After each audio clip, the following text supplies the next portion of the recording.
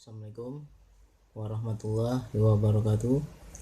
Kali ini saya mau bahas tentang sadar Allah. Jadi tentang sadar Allah ini baiknya kita ulang-ulang. Kita ulang-ulang biar yang belum paham bisa paham. Sangat banyak orang yang gak paham sadar Allah itu seperti apa. Jadi saya ulang-ulang lagi biar yang nggak tahu jadi tahu, yang sudah tahu bisa lebih yakin lagi. Ganti kata ingat Allah itu dengan sadar Allah. Karena apabila kita memakai ingat Allah,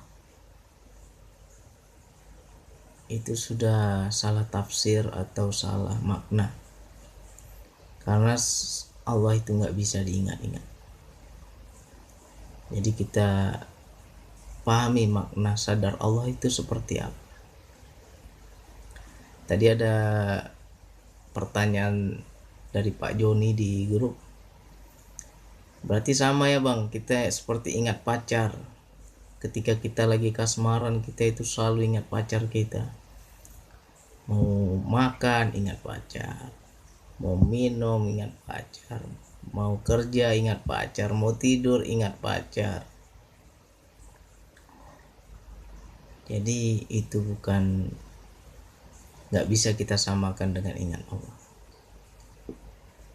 Jadi kalau kita samakan itu sudah berbeda. Jadi harus kita pahami Allah itu gak bisa diingat-ingat.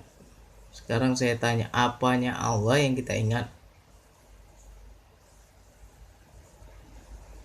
Ketika kita ingat pacar, ingat istri, sesuatu yang diingat berarti tidak di sini, berarti dia jauh, berarti dia nggak sama kita, berarti dia bukan bersama kita. Itu sesuatu yang diingat. Sedangkan Allah itu dekat. Allah itu kan dekat. Jadi kalau Allah itu dekat, berarti Allah itu bersama kita. Kalau Allah bersama kita, ngapain lagi diingat-ingat? Ngapain lagi diingat? Disadari. Jadi Allah itu disadari. Bisa nggak manusia ini mengingat zat Allah itu seperti apa? Karena yang dikatakan ingat Allah itu bukan nama, tetapi zatnya yang harus kita ingat. Nah, sekarang bisa nggak kita mengingat? Segala sesuatu yang diingat berarti sudah ada di memori kita. Sudah bisa kita cerna, kita pikirkan, kita ingat-ingat. Contoh ingat pacar berarti sudah ingat, sudah kenal sama pacarnya. Bentuknya seperti ini, rambutnya sebahu mungkin ya kan. Wajahnya seperti ini, bentuk tubuhnya seperti ini. Itu makhluk bisa kita ingat. Sedangkan Allah itu laisa min kamitslihi syai'. Tidak diserupakan dengan apapun. Apanya Allah yang mau diingat? Ingat ciptaannya, itu bukan Allah. Apanya yang mau diingat? Ingat nama-namanya, itu hanya namanya, bukan zatnya. Apanya yang mau diingat? Jadi karena Allah itu tidak terjangkau dengan pikiran kita, tidak terjangkau dengan logika akal kita, Allah itu hanya bisa disadari. Berapa banyak ayat di Al-Quran Allah bilang aku dekat. Jadi makna dekat itu disadari.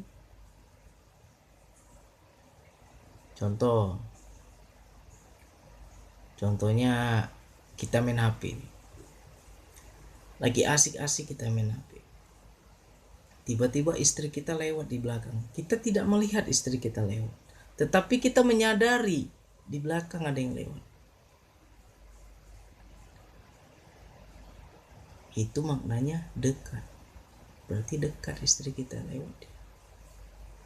Nah, begitu juga dengan Allah. Allah itu dekat, berarti bersama kita. Apalagi bilang Allah itu meliputi, maha meliputi. Jadi Allah itu tidak jauh. Jadi ganti tuh kata ingat itu diganti dengan sadar Allah. Kalau kita sudah memahami sadar Allah itu enak dalam ibadah segala macam itu, kita itu senantiasa bersama Allah. Gak usah susah-susah belajar sholat khusyuk. Pahami dulu makna sadar Allah. Udah sadar Allah sholat, pasti kita khusyuk. Karena apa? Menyadari sholatku ini berhadapan dengan Allah. Jadi khusyuk itu bukan sesuatu yang sulit sebenarnya. Ketika kita memahami sadar Allah, khusyuk pasti. Seolah-olah melihat Allah. Dalam segala ibadah kita, dalam segala perbuatan kita, kita senantiasa merasakan Allah yang dekat. Kita menyadari Allah itu dekat. Kita menyadari kita ini bersama Allah. Apalagi kita mau takutkan. Ya. Jadi mungkin dari teman-teman termasuk yang hatinya mentalnya penakut misalnya. Mau ke kamar mandi aja takut. Mau jalan yang dibilang ada tempat angker takut. Kenapa? Karena kesadarannya itu kepada yang goib-goib. Padahal nggak lihat, padahal nggak nampak, tapi takut. Kenapa takut? Karena tidak ada kesadarannya ke Allah. Tidak ada sadar Allah. Coba kita itu selalu senantiasa bersama Allah, menyadari kita ini bersama Allah, pasti nggak ada lagi takut.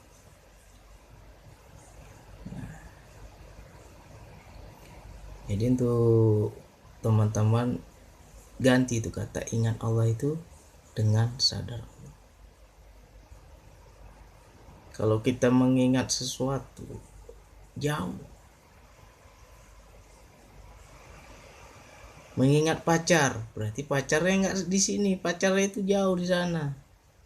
Kalau pacarnya di sini itu bukan ingat namanya itu namanya ya tinggal ngobrol aja kita kan. Udah di sini pacarnya ngapain ingat-ingat? Ya tinggal komunikasi, tinggal ngobrol, tinggal berbincang-bincang. Begitu juga dengan Allah. Bisa nggak kita berkomunikasi sama Allah? Ya pahami makna sadar Allah. Pahami. Jadi sadar Allah ini kalau kita sudah ibaratnya itu terinstal di diri kita kesadaran kepada Allah, itu kita akan menjadi derajatnya itu derajat hamba. Jadi yang dikatakan hamba ini, mengapa Allah mengambil istilah di Al-Quran itu dengan hamba? Karena pada zaman Rasulullah, pada zaman dahulu itu hamba itu adalah derajat yang paling hina, paling rendah. Makanya dibilang kita itu hamba. Jadi hamba ini tidak ada istilahnya, tidak ada kuasa untuk diri dia. Dia hanya diperintahkan terus. Dia hanya mengabdi. Tugas hamba itu kan mengabdi.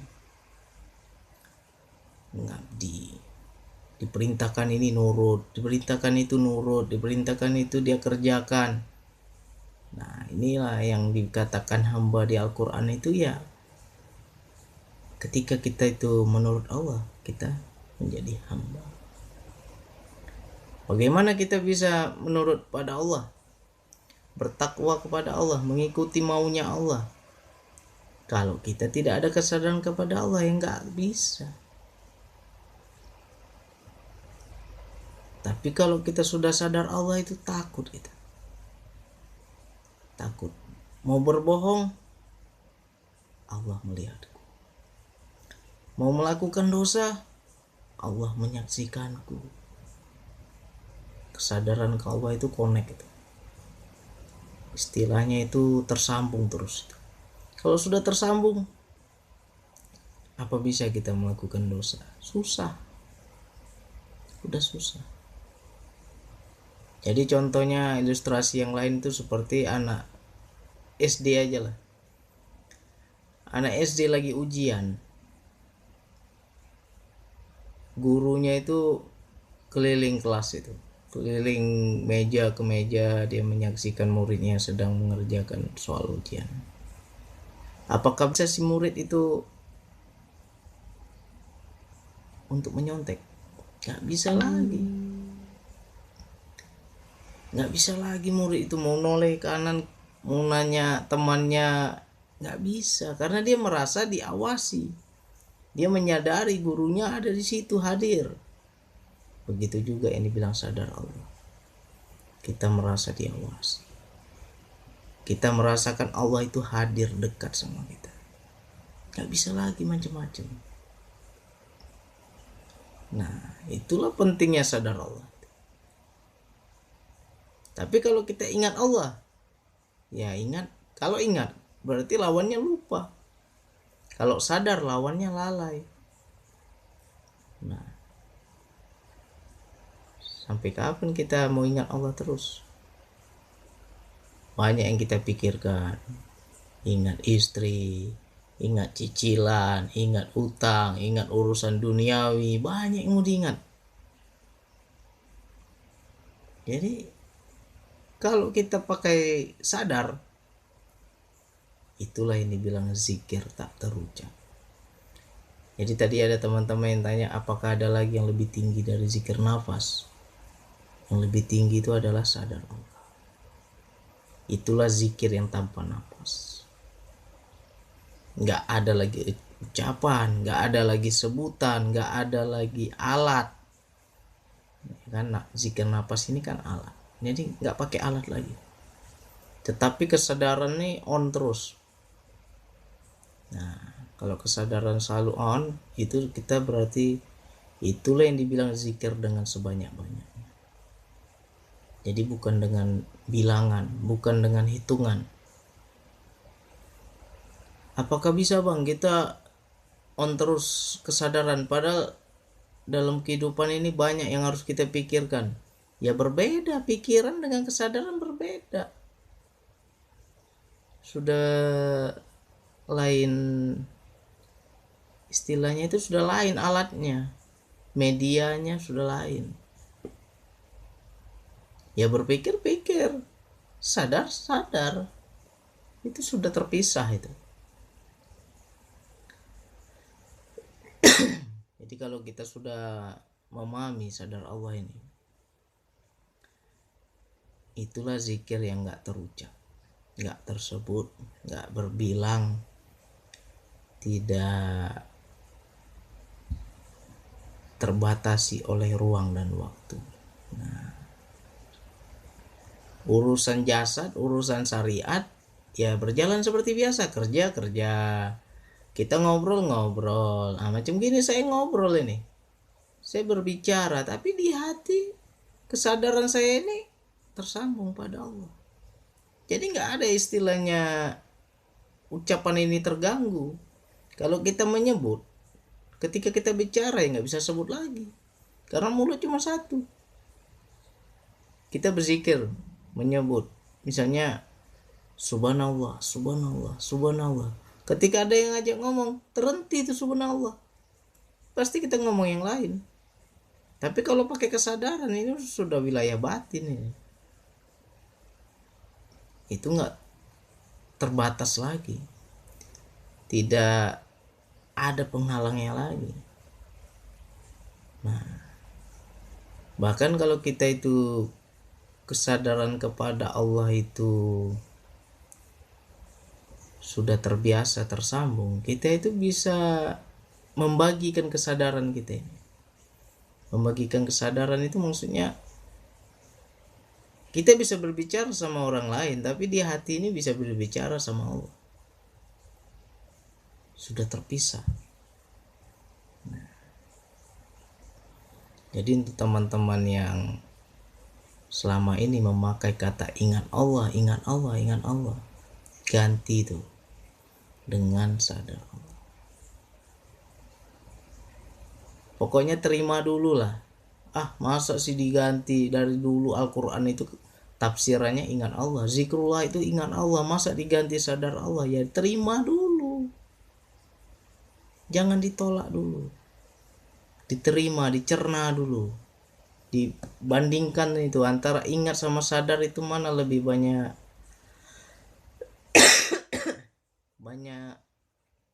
manfaatnya dalam kita berihsan kepada Allah.